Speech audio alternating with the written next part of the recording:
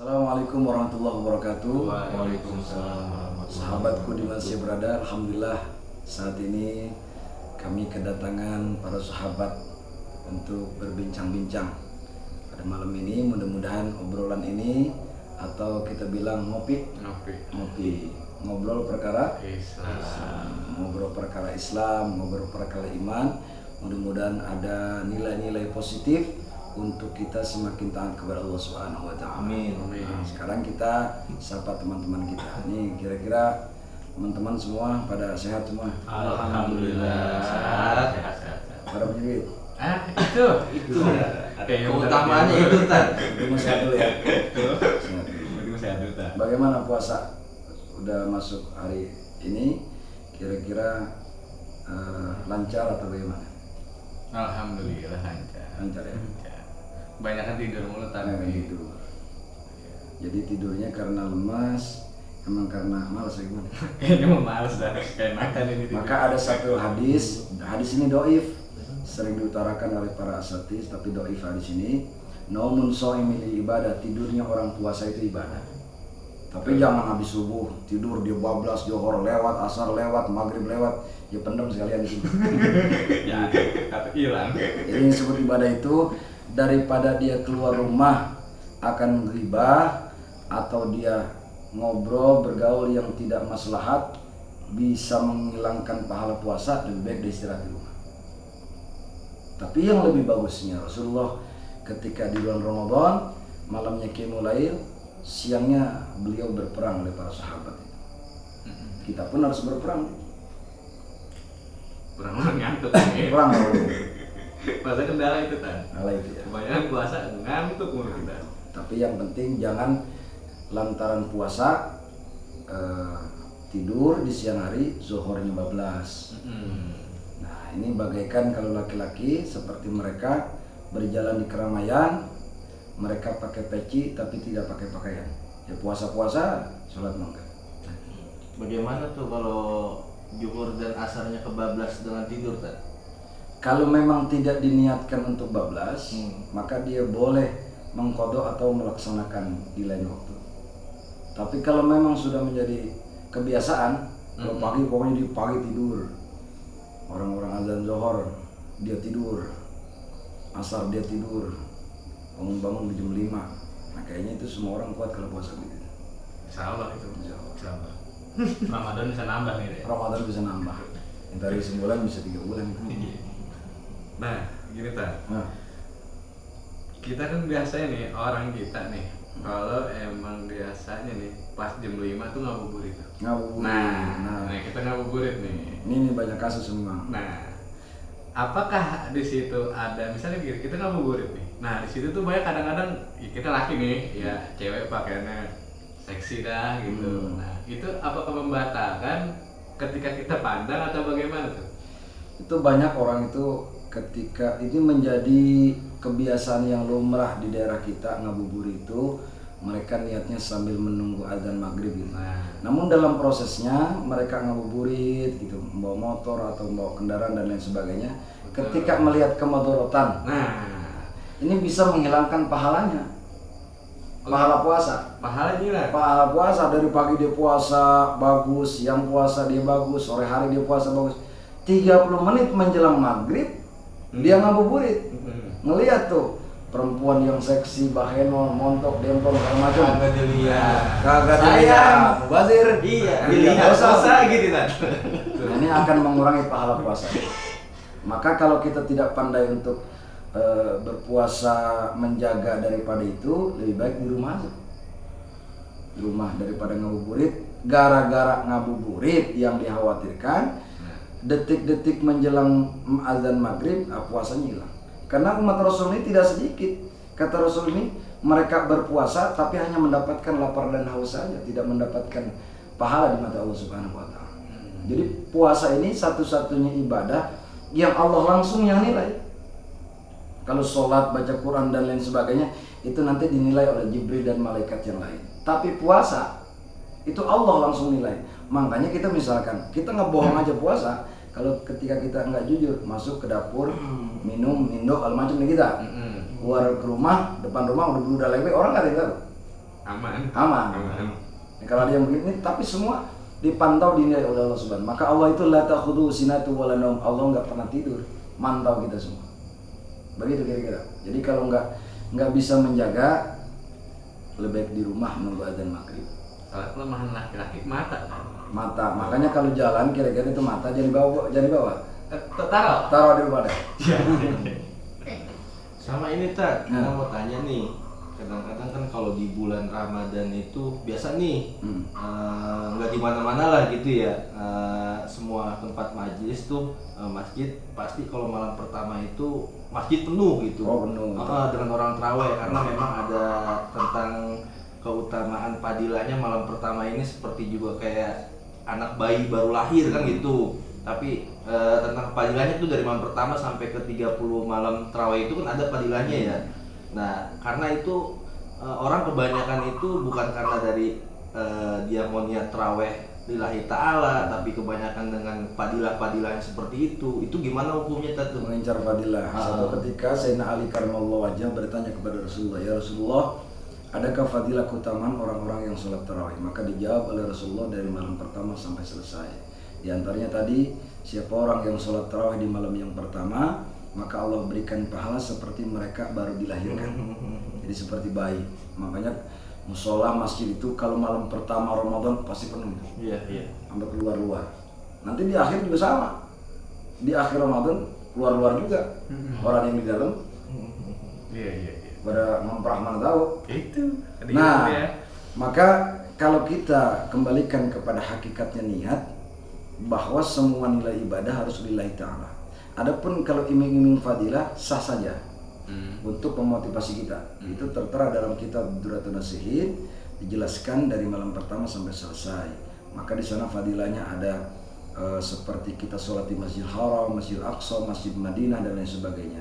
Bahkan seperti kita membaca 4 kitab Taurat, Injil, Zabur dan Al-Quran. Jadi maka jadikan momentum Ramadan untuk kita semakin banyak beribadah kepada Allah.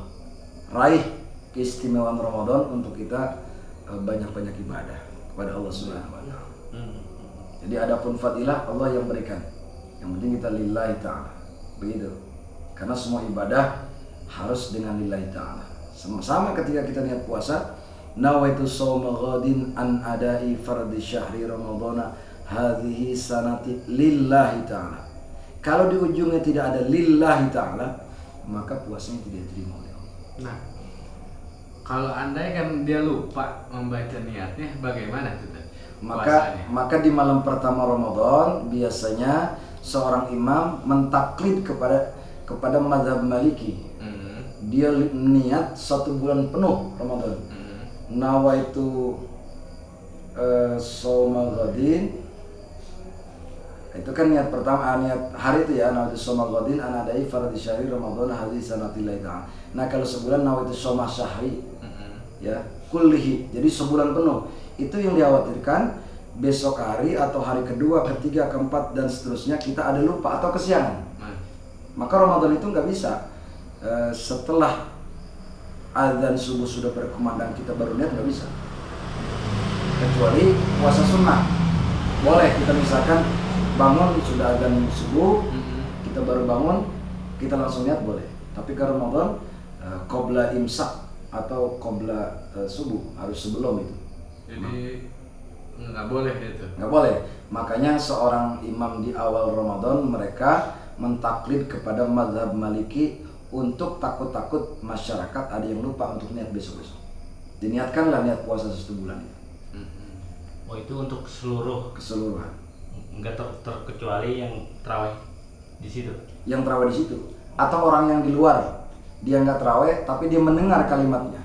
Karena dalam ilmu mantik mendengar itu sama dengan berbicara. Karena setiap kali orang mendengar terdengar oleh telinga dan pasti terasa oleh hatinya. Jadi sama ketika fadilah orang yang mendengarkan pembacaan Al-Quran padahal dia nggak baca, tapi Allah berikan sama seperti orang yang membacanya, mendengar dong pahalanya. Itu lewat telinga kita. Berarti enak dekat rumah dekat masjid. Enak. Nah, Jadi orang ada banyak yang itu dengerin. dengerin. Iya. Cuma dengerin aja jadinya. Dengerin doang. Dapat pahala itu. Nah, kebanyakan begini. ada orang yang antara imsak dan subuh nih, terkadang dia masih sahur ngelebihin imsak, bagaimana tuh hukumnya? Sebelum azan. Sebelum azan. Nah, imsak itu sebenarnya warning sih. Ada warning. Ada warning. Kayak kalau kita baru bangun kesiangan tiba-tiba masjid di dekat rumah kita imsak telah tiba. Nah, kan gitu ya. Kadang-kadang tuh pengen masih ngerokok nih. Boleh, ceritanya. masih boleh. Sampai azan. Sampai azan. Nggak apa-apa tuh. Selesai itu azan sudah selesai, sudah tidak boleh. Jadi imsak itu kan biasanya 10 menit menjelang azan. Nah, maka warning ini seolah-olah perhatian gitu. Iya, bahwa ntar dikit Bahwa sedikit lagi akan azan subuh, seolah-olah begitu. Oh. Maka orang yang mendengar kalimat imsak, mereka sudah bersiap. Bagusnya mereka sudah bangun ketika imsak itu mereka sudah bersih semua, sudah sikat gigi dan lain sebagainya. Tapi kalau tadi ceritain misalkan kesiangan dan sebagainya, maka boleh. Soalnya terkadang orang masih nggak imsak, nggak nanggung amat ini gitu. Ada rasa begitu tuh. Kalau kesiangan sampai jam 7, Kalau jam 7 bukan siang itu, apa namanya, keblok gitu. Bablas tuh ya. Memang rata-rata begitu, terkadang nih orang ya pas di imsak. Pasti imsak. Dia takut dia pas udah imsak, waduh dia udah berhenti. Padahal subuh kan sebenarnya patokan itu subuh. Nah, terus ada pertanyaan begini. Ini barangkali kebiasaan kita. Kita itu kadangkala sibuk dengan beli pakaian, Betul. tapi membelakangi zakat fitrah. Kadang-kala orang-orang kita khususnya lagi ya.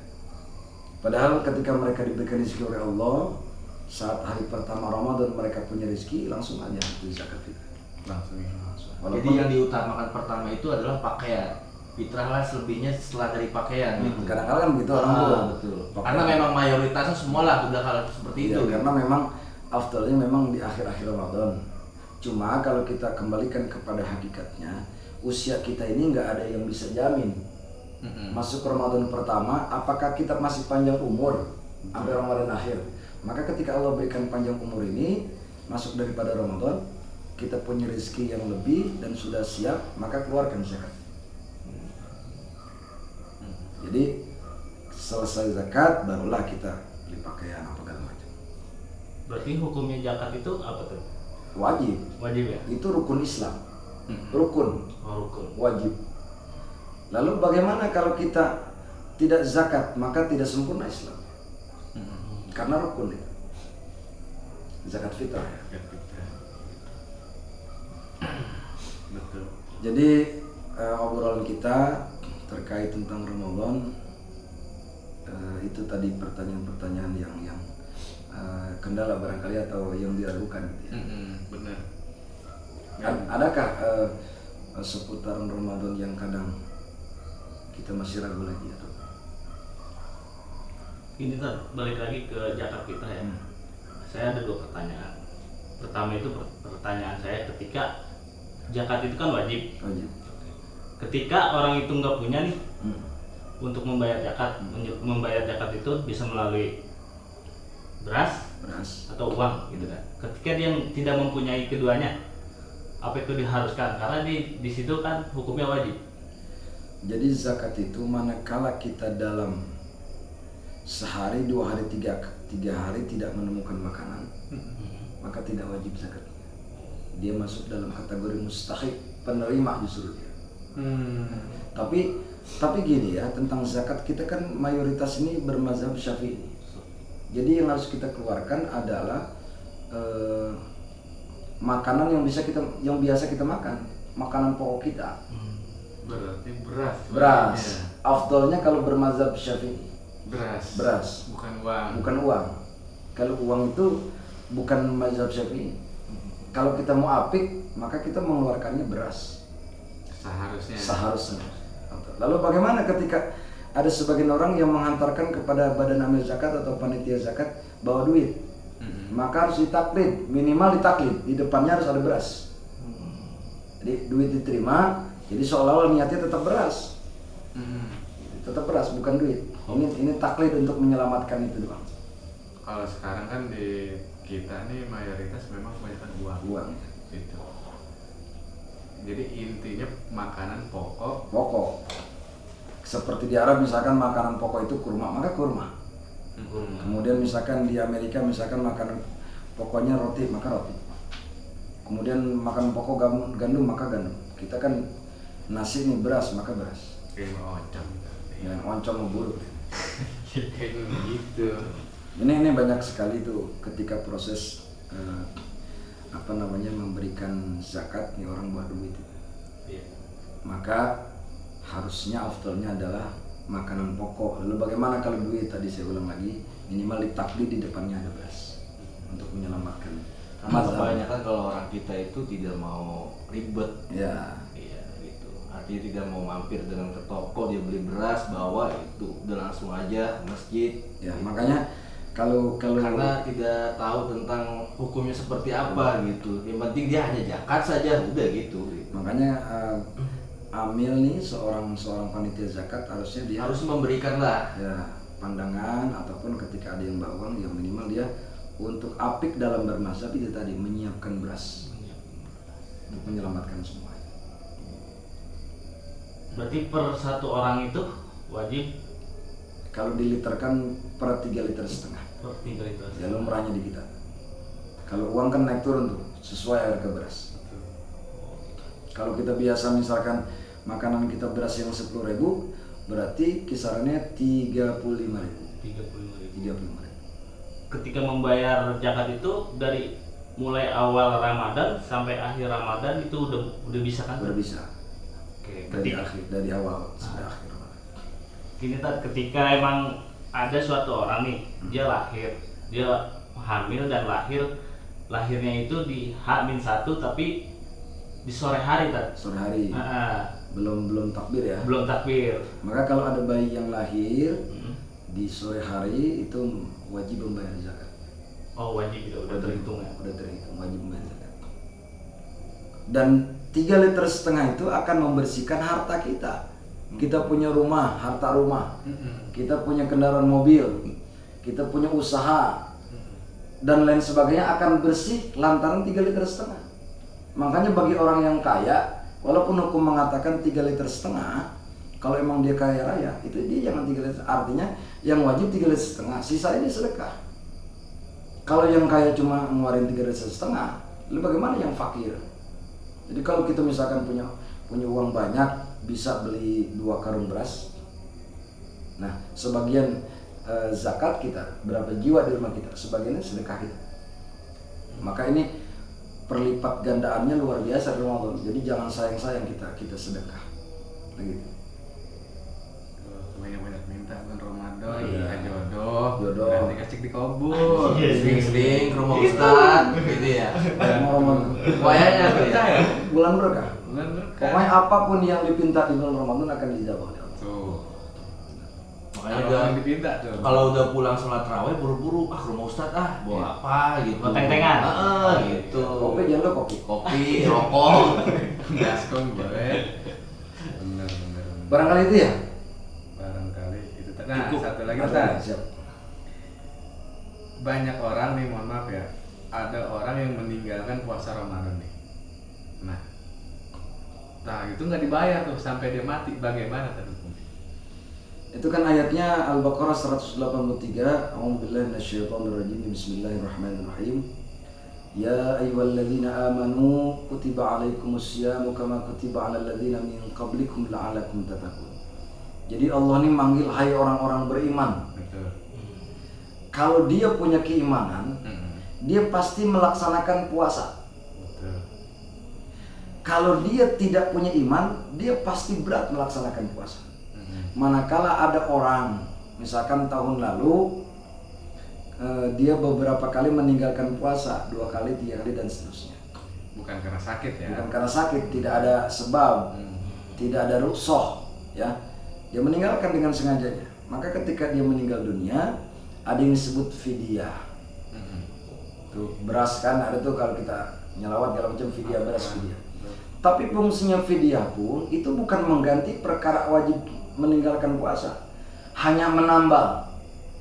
Hanya menambah. Nambah, Bukan mengganti. bukan ganti. Makanya kalau nambah, mah tergantung golongannya. Kalau bolongan yang gede, tambalan kudu gede. Kalau bolongan yang kecil, boleh jadi tambalan kecil. Kalau memang puasa kita banyak yang kita tinggalkan, kemudian fidyahnya nggak seberapa, maka tidak sesuai tambalannya. Hanya tambalan saja. Puasa itu yang ditinggalkan sengaja. Bahkan ketika ada perempuan yang haid dan lain sebagainya, mereka tetap mengkodonya di bulan-bulan setelah puasa. Manakala dia tidak mengkodonya, maka itulah ketika meninggal dunia ada yang disebut fidyah. Fungsinya menambal kefarduan puasa, bukan sholat. Kalau sholat mah nggak bisa dibayar kecuali dengan sholat. Ya. Kodok. Zuhur berapa waktu kita tinggalkan, maka kodok zuhurnya. Nggak bisa zuhur kita tinggalkan, asar kita tinggalkan, terus kita misalkan sedekah buat ngebayar perkara sholat, nggak bisa. Nggak bisa. Kecuali Ramadan, puasa Ramadan ditinggalkan, itu pun fidyah fungsinya menambal bukan mengganti. Ya.